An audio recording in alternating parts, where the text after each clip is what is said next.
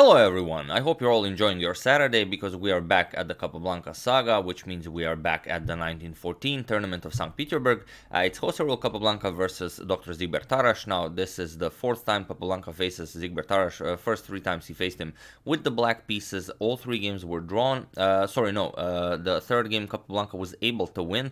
So in their encounters, Capablanca is 1 point in the lead. So a good opportunity for Zigber Tarrasch to equalize, but he has the black pieces here. And Capablanca was having the perfect tournament so far, those of you who have been following. The first part of the tournament, Capablanca won with 1.5 points ahead of everyone else. But now in the second part of the tournament, after 4 excellent games, Capablanca loses a game to world chess champion Emanuel Lasker. A brilliant game where Capablanca made one mistake, and it's all Lasker needed to create this brilliancy. It's as Lasker says, without error there can be no brilliancy. But let's see how Capablanca coped with it. This is a round after that loss against Emanuel Lasker, so let's check it out. I still haven't gotten that book by Tarrasch, The Great Tournament of 1914, but I'm still hoping it will arrive before we actually end the Capablanca saga. So without further ado, let's check out this game. Capablanca has the white pieces and he opens with e4. We have e5, knight to f3, knight to c6, and now not immediately bishop b5 first, knight to c3. We're going into the 4 knights game. Knight to f6, and now bishop to b5, the Spanish variation of the 4 knights, and bishop to b4 by Tarrasch, the so-called double Spanish variation. We have castles by Capablanca, castles by Tarrasch, and now d3. Bishop captures on c3, b captures on c3, and now comes d5 by Tarrasch. So Tarrasch already gives up the bishop pair for some nice initiative in the center, but Capablanca decides to give back the bishop pair and grab a pawn. We have bishop captures on c6, b captures on c6, and now knight captures on e5. And here you could go for d captures on e4, but after rook to e1, e captures on d3, c captures on d3, white gives back the pawn, but retains a better pawn structure, and with the double c pawn it will be somewhat easier for white to play this. So after knight e5, Tarrasch goes for queen to d6, a nice developing move, attacks Capablanca's knight, and now bishop to f4. This is something Tarrasch had prepared. And rook to e8. A brilliant move by Tarrasch. It has been played several times after this game also, which comes as a double attack against the knight on e5. And if you look at it, you would think, oh, surely there are some nice nasty discoveries here.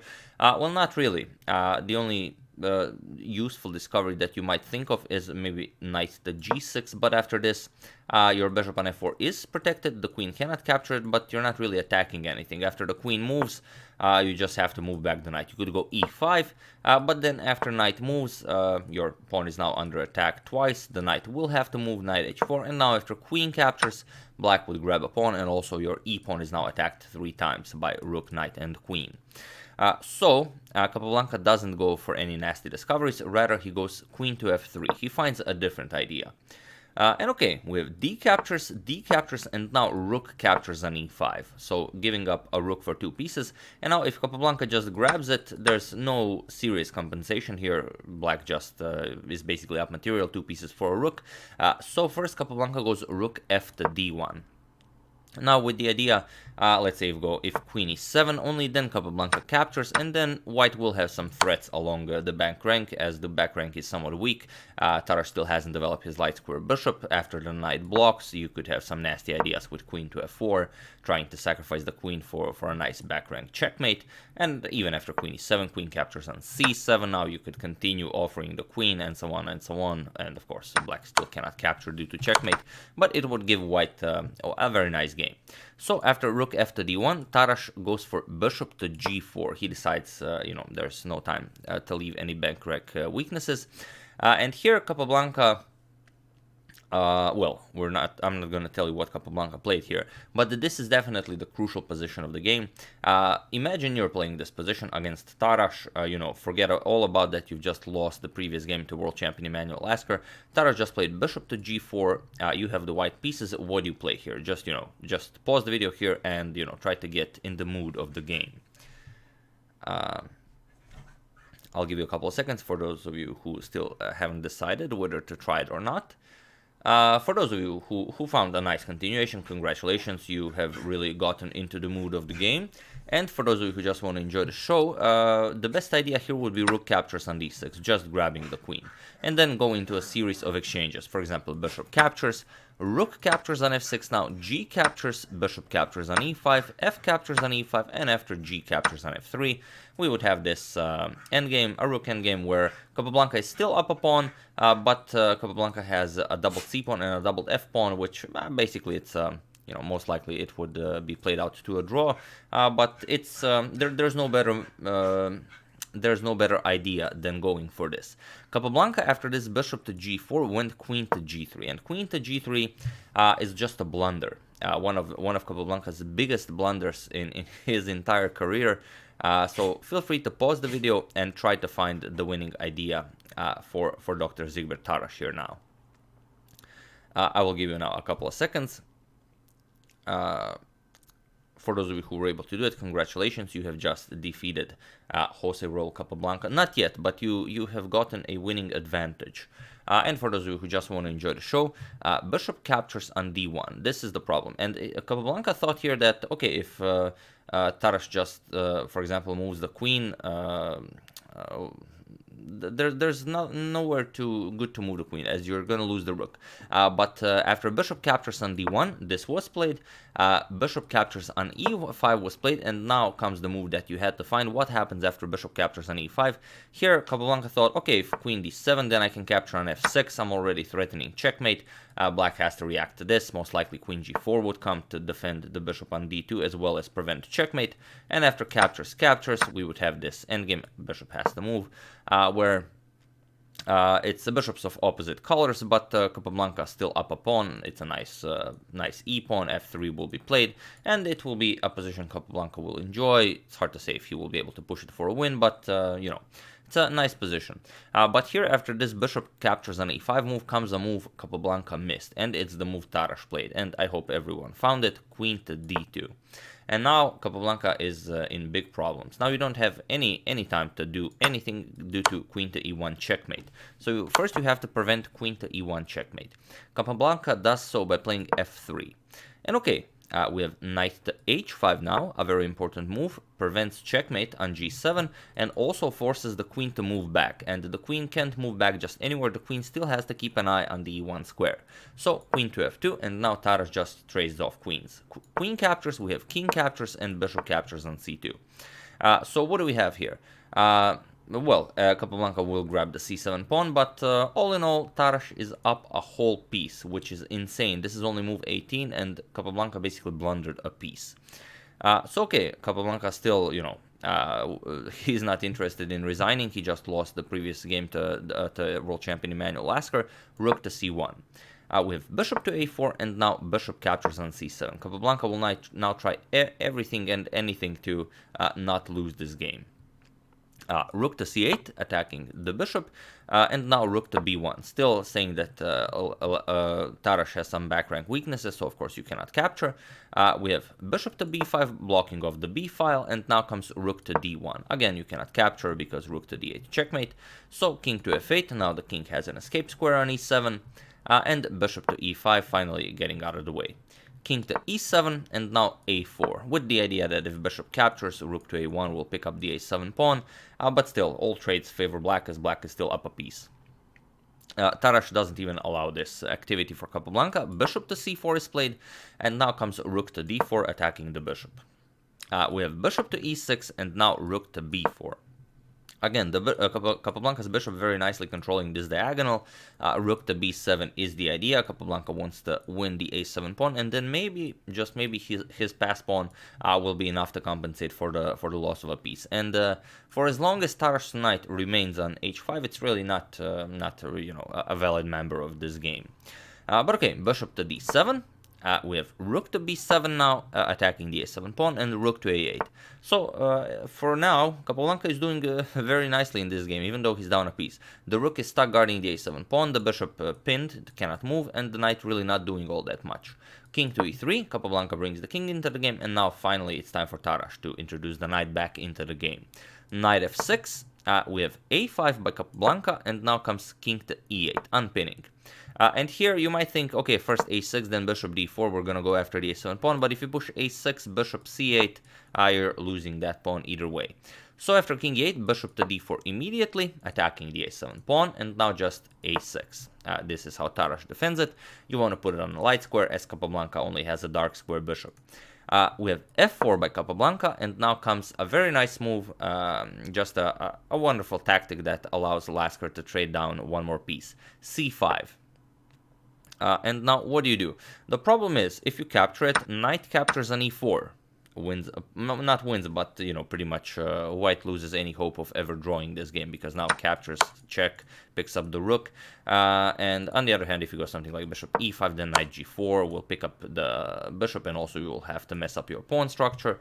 So after c5, we have bishop captures on f6, g captures on f6, and now rook to b6, pressuring the a6 pawn, but also attacking the f6 pawn. So Capablanca doing some progress, but hard to say if it will be enough. But there is one idea that keeps Capablanca alive, and we're gonna get to that very soon. King e7, of course, defending the f6 pawn, and now f5, limiting the mobility of Tarrasch's bishop. We have bishop to b5, now limiting the mobility of the rook, also defending the a6 pawn, so now the rook on a8 can move. We have g4, rook to d8, grabbing hold of the open file, and king to f4. We have rook to d1, there was no stopping this rook from infiltrating, and now comes h4, and now h6. Rook to b7 check, we have king to f8, and now comes rook to c7, attacking the c5 pawn, and here c4. And it seems like an odd thing to do, while, it's a very nice structure, there's no way white can ever grab anything here. But on the other hand, it's your bishop is now mostly a pawn here on the queen side, but it's not a problem. With this blockade here on the queen side, it will be very easy for Tarrasch's rook to pick up all the pawns here on the queen side, and then, it's just over.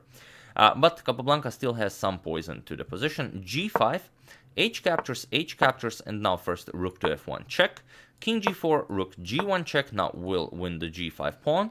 King f4, and now f captures on g5 with check. But king e5. Capablanca still has some hopes. If this king can get all the way to f6, maybe there will be some ideas, but it's still early to tell. Rook e1, now preventing the king from infiltrating, because you will lose the e4 pawn, but Capablanca does it anyway. We have king to f6, now the f7 pawn will fall. We have rook captures on e4, rook captures on f7 with check, king to e8, and now comes rook to g7, going after the pawn. g4, and now rook to g5. Bishop to c6, now the bishop is coming to d5 to control all of these squares. You don't want to allow this passed pawn to start marching forward. We have king g7, preparing f6, f7, and f8, but Tarrasch, of course, blocks it with bishop to d5. Now if f6, just bishop to f7, and there's no counterplay left for white. So Capablanca tries rook to g6, goes after the a6 pawn, but now first rook to e7 check, king to h6, and now bishop to e4. And here Capablanca decides to grab the g4 pawn, as it's a very fast, dangerous black pawn. Rook captures, we have bishop captures on f5, and now rook captures on c4. We have rook to e5, and now comes king to g5. Here Capablanca is trying to trick Tarrasch into going bishop to e6 check, and this would be an unfortunate end to Tarrasch's game, because after king f6, bishop captures, king captures, this is a draw. It doesn't matter, even if white had no pawns, it's still a draw because of, a1 is a dark square, you have a light square bishop, there is no way you will ever be able to promote to this pawn. So, after g5, bishop to d3 check by Tarrasch. We have king to f4, now attacking the rook, but now comes rook to f5 check. King to g4 still in time to grab the rook if bishop captures rook comes, but of course that doesn't work, so rook captures on a5. And here we have rook to d4 attacking the bishop, bishop b5, and now king to f4. So here Capablanca still has hopes. If Capablanca somehow manages to trade off rooks, then black is left only with this outside pass pawn, which queens on a dark square, and this will be a drawn endgame. If Capablanca just puts his king on a1, there's no way black can ever push him away from there. If Capablanca is able to exchange rooks, of course. Rook to a3 attacks the pawn, c4 now attacks the bishop and advances, bishop d7, and now king e5. We have king to d8, and now comes rook to d2. King to c7, and now king to d4. And now a5. Black starts pushing his own pass pawn as well. Rook to d3, and now, of course, we already mentioned, if captures, it's a draw. There is no way black can ever push the white king off of the a1 square. I will repeat this a few times just in case some real beginners, are starting to enjoy chess. Rook to d3, now comes rook to a1, just getting the rook out of the way, and king c3. Rook to c1 check, king to b2, and now rook to h1. We have rook to d5 going after the pawn. Now comes a4. The bishop nicely protects the pawn there. We have rook to d2 now, preventing any checks here. But now bishop to c6. Bishop to c6. We have king to a2. And now comes king to b6. Now black will slowly but surely, get his king as deep into the position as possible. Rook b2 check, we have king c5, and now comes rook to b1. Again, Capablanca tries to trade rooks, but of course Tarrasch isn't interested. Rook h3, we have rook to g1, and now king captures on c4 finally. Rook to c1 check, we have king to b5, and now rook to b1 check. King c5, rook c1 check. Capablanca will continue checking the black king. It's as close to a draw as he can get. Rook d1 check, and now bishop to d5 check. King to b2, and now a3 check. The bishop now controlling the light squares, the king has to move. King to a1, and now comes king to c5.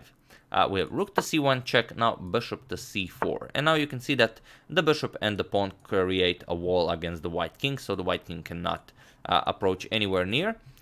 We have rook to g1, and now rook to h2. Now rook also helping out. We have rook to g5 check, king to b4, and now comes rook back to g1, not allowing, of course, rook h1 to come with checkmate.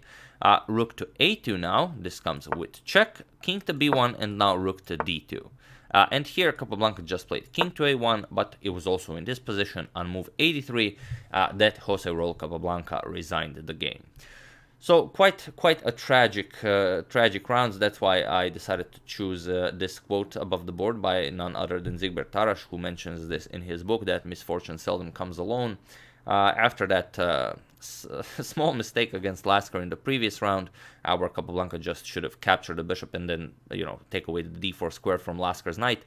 Here again, Capablanca misses that continuation that basically either draws the game or leaves Capablanca with a slightly better endgame, but instead he just gives up a full piece, which is unreal for Capablanca.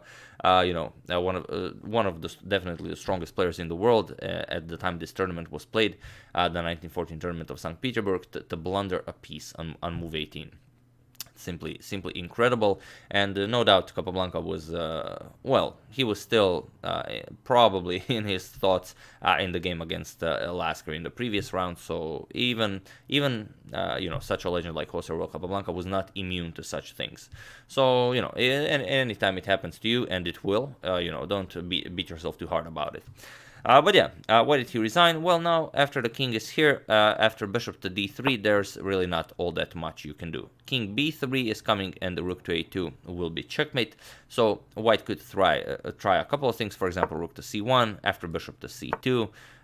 The bishop still blocks the b1 square from the rook, and now whatever you play, let's say rook e1, king b3 is coming, you want to deliver checkmate. After rook e3 check, bishop d3 is coming, and after rook e1, now just rook a2 check, or this will be checkmate.